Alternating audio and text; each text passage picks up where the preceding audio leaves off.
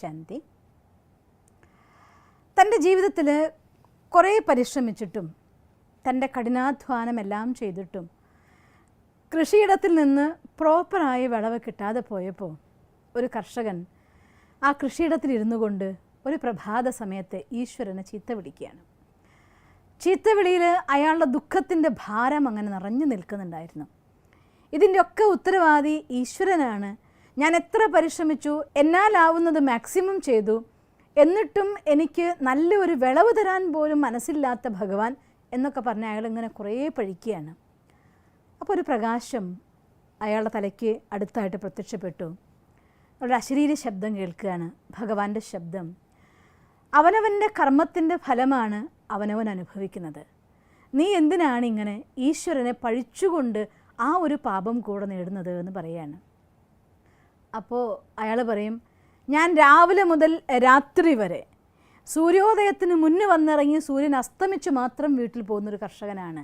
ഞാനൊരു മടിയനല്ല. ഇത്രയൊക്കെ കഠിനാധ്വാനം ചെയ്തിട്ടും അങ്ങ് പ്രോപ്പറായ സമയത്ത് കാറ്റും പ്രോപ്പറായി വേണ്ടത്ര വെള്ളം, വേണ്ടത്ര കാറ്റ്, മഴ, വേണ്ടത്ര വെയിൽ ഇതൊക്കെ തരാത്തത് കൊണ്ടാണ് എനിക്ക് കൃഷി വേണ്ടത്ര കിട്ടാത്തത്.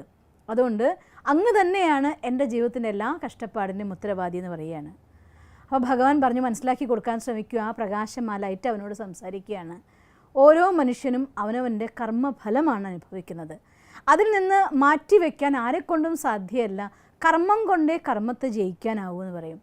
അപ്പോൾ ഇയാൾ കുറച്ച് അഹങ്കാരത്തോടെ പറയുകയാണ്, കർമ്മം കൊണ്ട് കർമ്മത്തെ ജയിക്കാൻ സാധിക്കുമെങ്കിൽ ഈ വെയിലും മഴയും കാറ്റുമൊക്കെ കൊടുക്കാനുള്ളതായിരിക്കുന്ന അവയുടെ കൺട്രോൾ എൻ്റെ കയ്യിലൊന്ന് തന്നു നോക്ക്, ഞാൻ കാണിച്ചു തരാം കർമ്മം കൊണ്ട് ചെയ്യാൻ സാധിക്കുമോ എന്ന്.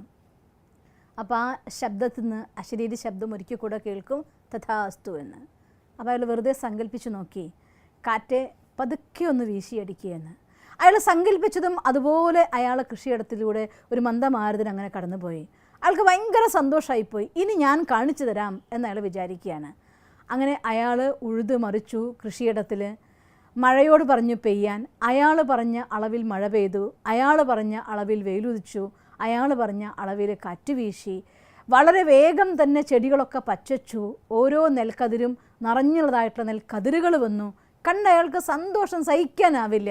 കാണുന്നുണ്ടായിരിക്കും ഈശ്വരൻ മുകളിലിരുന്നിട്ട് എത്ര നന്നായിട്ട് ഞാൻ കൃഷി ചെയ്തു എന്നുള്ളത് കാര്യം. നമ്മുടെ കയ്യിലാണ് വിളവിരിക്കുന്നത്, അല്ലാതെ ഈശ്വരന് മഴയും കാറ്റും വെള്ളമൊക്കെ കൃത്യമായി തരാൻ പറ്റാത്തത് കൊണ്ടാണ്. ഇങ്ങനെ ഒരു 100 കൂട്ടം ചിന്തകൾ അയാളുടെ മനസ്സിലൂടെ കടന്നുപോയി. അങ്ങനെ ഓരോ ദിവസം കഴിയും തോറും ആ വിളവെടുപ്പിൻ്റെ സമയമായി തുടങ്ങി. സന്തോഷത്തോടെ അയാൾ ഒരു ദിവസം പോയിട്ട് ഒരു നെൽക്കതിരെ പിടിച്ചു നോക്കുകയാണ്. കാരണം എല്ലാ കതിരും സാധാരണ നെൽക്കതിര് അത് വിളഞ്ഞ് പാകമാകുമ്പോൾ തല താഴേക്ക് താഴാറുണ്ട്. പക്ഷേ ഈ നെൽക്കതിരുകളൊന്നും തന്നെ പാകമായി നെല്ലിൻ്റെ നിറം മാറി, അത് ഗോൾഡൻ വർണ്ണമായി മാറി, സ്വർണ്ണവർണ്ണമായി, കതിരുകളുടെ നിറം മാറി, പക്ഷെ തല മാത്രം താഴുന്നില്ല. അപ്പോൾ അയാൾ ഒരു ദിവസം പോയിട്ട് ആ നെൽക്കതിരിങ്ങനെ പിടിച്ചു നോക്കി. ഭാരമില്ലാത്ത പോലെ ഒരു കതിര് പറിച്ചെടുത്തു, അത് പൊളിച്ചു നോക്കുമ്പോൾ അതിനുള്ള ഒരു മണി അരി പോലും ഇല്ല. ഉണ്ടെങ്കിൽ തന്നെ ആ മണിക്ക് ഒട്ടും ശക്തിയില്ലാത്ത വളരെ വീക്കായ മണികൾ. അപ്പോൾ അയാൾക്ക് ഭയങ്കര ദേഷ്യം വന്നു ഈശ്വരൻ്റെ അടുത്ത്. മനുഷ്യന്മാർ ചതിക്കുകയാണെങ്കിൽ ആ ചതിയനെ മനുഷ്യനാണ് ചതിക്കും നമുക്ക് വിശ്വസിക്കാമായിരുന്നു. ഭഗവാനെ അങ്ങ് ഇങ്ങനെ ചതിക്കാൻ തുടങ്ങിക്കഴിഞ്ഞാൽ അതൊട്ടും ശരിയായില്ല എന്ന് പറയാണ്. വീണ്ടും ആ പ്രകാശം വന്നു, അശരീരി ശബ്ദം കേൾക്കാൻ തുടങ്ങി. അയാളോട് പറയും, ആര് പറഞ്ഞു, ആര് നിന്നെ ചതിച്ചു, എന്ത് കഷ്ടപ്പാടാണ് ഇപ്പോൾ നിനക്കുണ്ടായതെന്ന് ചോദിക്കുകയാണ്. അപ്പോൾ പറയും, കണ്ടില്ലേ, ഒരു മണി നെല്ലിൻ്റെ ഉള്ളിൽ പോലും നല്ല ഒരു മണി എനിക്കിതിനുള്ളിൽ നിന്ന് കിട്ടാനില്ല, ഒരരി കിട്ടാനില്ല. ഇങ്ങനെ ഒരിക്കലും ഈ എത്ര ഫ്രഷായിട്ട് നല്ല സമൃദ്ധമായി വന്ന ചെടി, എത്ര നന്നായിട്ട് ആ ചെടികൾ വളർന്നു, എത്ര നന്നായിട്ട് അതിൽ കതിര് വന്നു, അതിനുള്ള മണി ഇല്ലാതിരിക്കാൻ വേണ്ടി ഒരു കാരണം ഞാൻ കാണുന്നില്ല. ഒരൊറ്റ കാരണം, അത് അങ്ങയുടെ ചതിയാണെന്ന് പറയുകയാണ്. അപ്പോൾ പറയും, ഒരിക്കലുമല്ല, അത് നീ കൊടുത്തതായിരിക്കുന്ന വെള്ളത്തിൻ്റെയും വളത്തിൻ്റെയും കാറ്റിൻ്റെയും ദോഷമാണെന്ന് പറയും. അതിലെന്ത് ദോഷം ഉണ്ടായിരുന്നത്, ഞാനെല്ലാം കൃത്യമായിട്ടാണ് കൊടുത്തത്. അയാൾ പിന്നെയും വാശി പിടിക്കുകയാണ്. അപ്പോൾ ആ അശരീരി ശബ്ദത്തിന് കേൾക്കുകയാണ്, ഞാൻ ശക്തമായിട്ട് കാറ്റടിക്കുമായിരുന്നു. ശക്തമായിട്ട് കാറ്റടിക്കുന്ന സമയത്ത് നെൽച്ചെടികൾ പിടിച്ചു നിൽക്കാൻ വേണ്ടി അവയുടെ വേര് മാക്സിമം ആഴത്തിലേക്ക് കൊണ്ടുപോകുമായിരുന്നു. വെള്ളം പ്രോപ്പറായ സമയത്ത് ഞാൻ കൊടുത്തില്ല. വൈകി വെള്ളം കൊടുക്കുമ്പോൾ വെള്ളം കിട്ടാൻ വേണ്ടി ഓരോ ചെടിയുടെയും വേരുകൾ അവയ്ക്ക് ആഴത്തിൽ എത്ര ഇറങ്ങാവുന്നോ അത്ര ആഴത്തിൽ ഇറങ്ങിപ്പോയിട്ട് അവിടെ നിന്ന് വെള്ളം വലിച്ചെടുത്ത് വളം വലിച്ചെടുക്കുമായിരുന്നു. അത്രയും ആഴത്തിലേക്ക് വെള്ളം വലിച്ചെടുക്കാനും അതിന് പിടിച്ചു നിൽക്കാനും വേണ്ടി അത് അതിൻ്റെ സംഘർഷത്തിലൂടെ കടന്നുപോയി. ആ സംഘർഷങ്ങളൊക്കെ തന്നെ അതിൻ്റെ വേരുകൾ ഭൂമിയിൽ ആഴത്തിൽ പിടിച്ചു നിർത്തി. ആ ആഴത്തിലിറങ്ങുന്നതായിരിക്കുന്ന വേരുകളാണ് ആ കൃഷിയിടത്തിലെ വെള്ളവും വളവും വലിച്ചെടുത്ത് നെന്മണികളെ നിറയ്ക്കാനായിട്ട് സഹായിക്കുന്നത്. നീ അവയ്ക്ക് ആവശ്യമുള്ളതായിരിക്കുന്ന മൃദുവായ കാറ്റ് കൊടുത്തു, മൃദുവായ വെയിൽ കൊടുത്തു, മൃദുവായ മഴ കൊടുത്തു. അതുകൊണ്ട് അവർക്ക് യാതൊരു സംഘർഷവും ഉണ്ടായില്ല. സ്വസ്ഥമായി വളർന്നു വന്ന ചെടി അതിൻ്റെ വേരിന് ആഴത്തിലിറങ്ങേണ്ട ആവശ്യം ഉണ്ടായിരുന്നില്ല അതിന്. അതുകൊണ്ട് അത് ഇറങ്ങിയില്ല. ആഴത്തിലിറങ്ങാത്തത് കൊണ്ട് വെള്ളവും വളവും വലിക്കാൻ അതിനായില്ല. വേര് കുറഞ്ഞുപോയി. നീ ഒരു ചെടി പറിച്ചു നോക്ക്, അതിന് വേര് വളരെ കുറച്ചേ ഉണ്ടാവുള്ളൂ. ഒരു നെൽച്ചെടിക്ക് ഉണ്ടാവേണ്ട അത്ര വേര് അതിനുണ്ടായിരിക്കില്ല.